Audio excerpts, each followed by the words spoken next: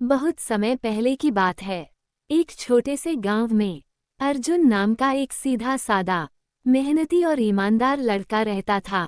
उसके माता पिता बचपन में ही चल बसे थे और उसने अपने जीवन की हर कठिनाई को ईमानदारी और मेहनत के बल पर पार किया। वह दूसरों की मदद करने में हमेशा आगे रहता था।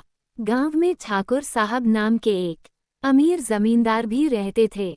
वे बहुत कठोर और घमंडी स्वभाव के थे, लेकिन न्यायप्रिय थे। उनका विश्वास था कि इस संसार में हर आदमी स्वार्थी होता है। घटना की शुरुआत एक दिन ठाकुर साहब ने गांव में घोषणा करवाई, ग्रेटर दैन जो कोई मेरे खेत में गिरी हुई सोने की अंगूठी ढूंढकर लौटाएगा, उसे मैं अपने घर का मुखिया बना दूंगा और अपने व्यापार की जिम्मेदारी उसे दूंगा। ये बात सुनकर गांव के कई लोग उस खेत में खोजने चले गए, लेकिन सबका मकसद सिर्फ अंगूठी पाना और इनाम हड़पना था। किसी को अंगूठी नहीं मिली। एक दिन अर्जुन अपने काम के बाद खेत के रास्ते से गुजर रहा था कि अचानक उसकी नज़र जमीन में कुछ चमकते हुए पदार्थ पर पड़ी। उसने उसे उठाया तो देखा, वह एक कीमती सोने की अंगूठी थी।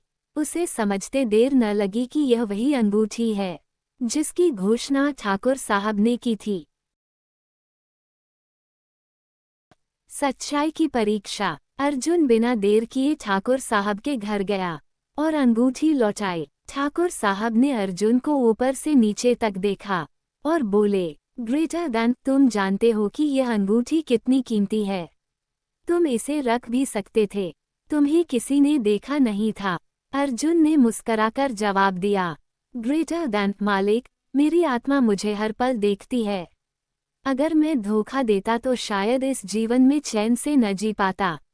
ये सुनकर ठाकुर साहब बहुत प्रभावित हुए, लेकिन वे अर्जुन की ईमानदारी को परखना चाहते थे।